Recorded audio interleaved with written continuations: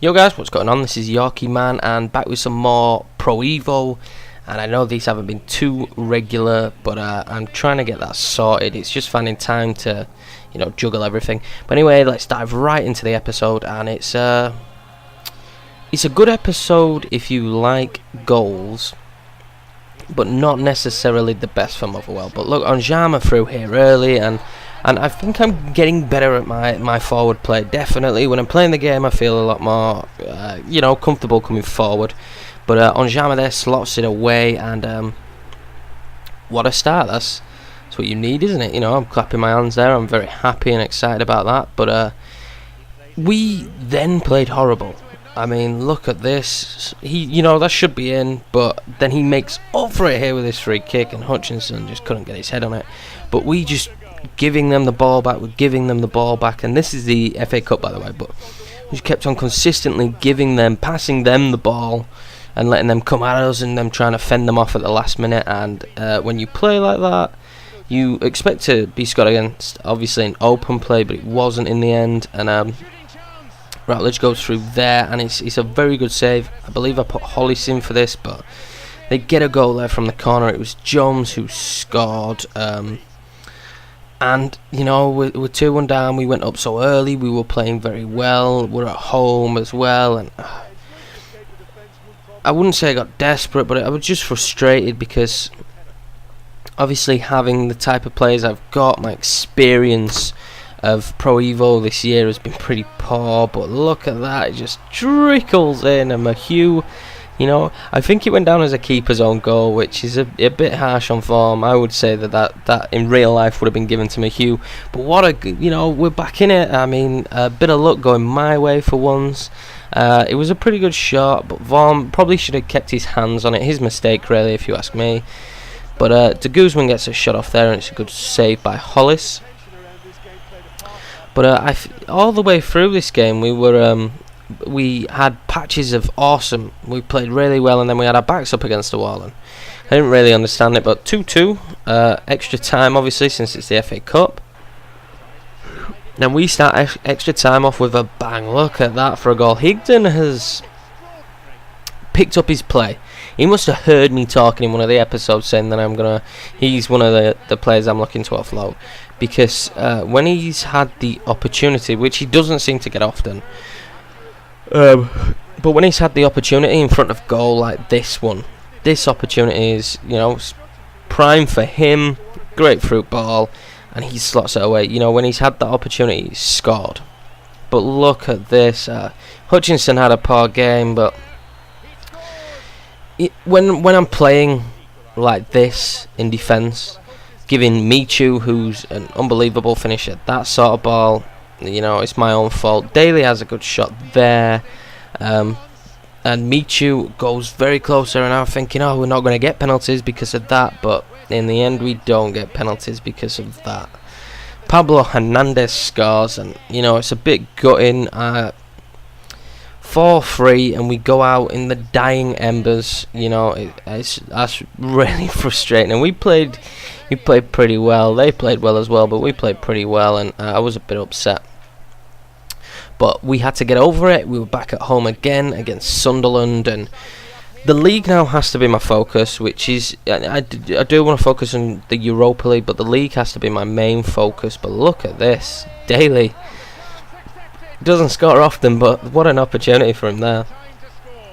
And the reason the league has to be my main focus is because if we get relegated, I can't really build up a squad it's ever going to challenge down in Division 2. I feel like you guys really need to leave these comments of players if you play PES a lot that I should sign. And being a really lower level team in the Premier Division, I don't know what sort of players I could sign, and my budget is awful. But I'm certainly getting used to playing with my team. As you can see here, we play some very good football, and Daly again on the turn. There's another one, and at this point I'm like, what? We don't usually go 2-0 up so early on in the game. Once we've scored one, they seem to attack us and we concede. But 2-0 up, and is this Motherwell's day for once? Especially, I was happy because it's in the league. We really need to pick up our form in the league. But look at this again. Daly makes a run, and what is going on? Omar Daly has scored 3 goals in, I think it was a space of 22 minutes in game time. And he's scored 3 goals. He's got his hat-trick, our first hat-trick of the year, first hat-trick of the season, and it's Omar Daly who gets it.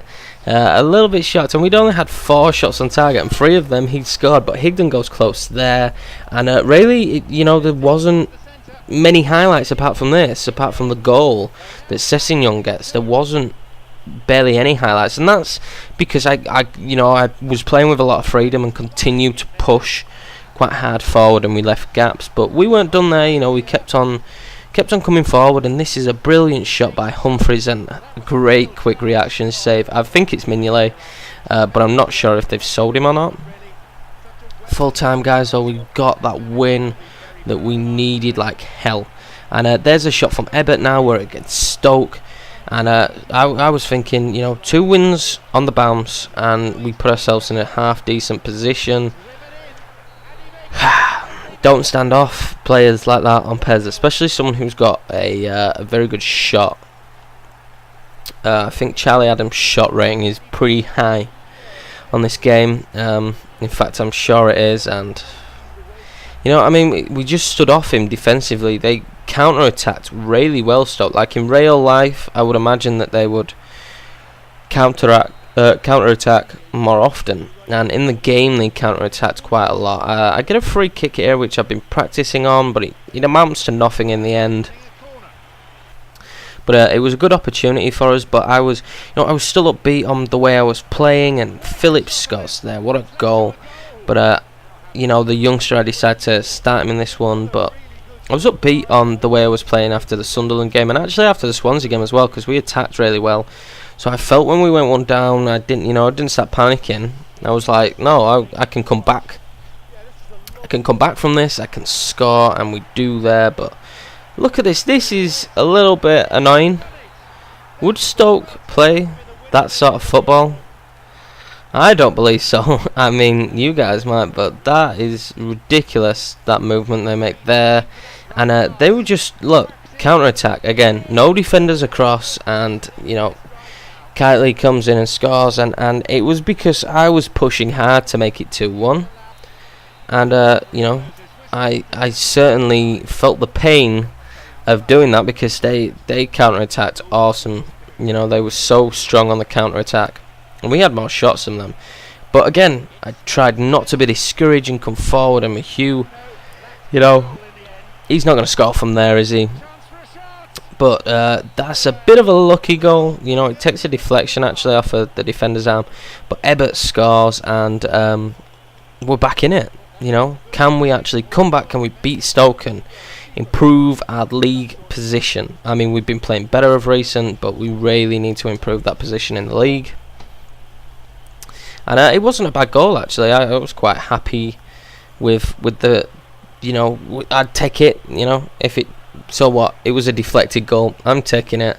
And then it was time for us to just keep on attacking. And Hugh tried his best there, and then Ebert here. But the keeper, Begovic, he was just far too good.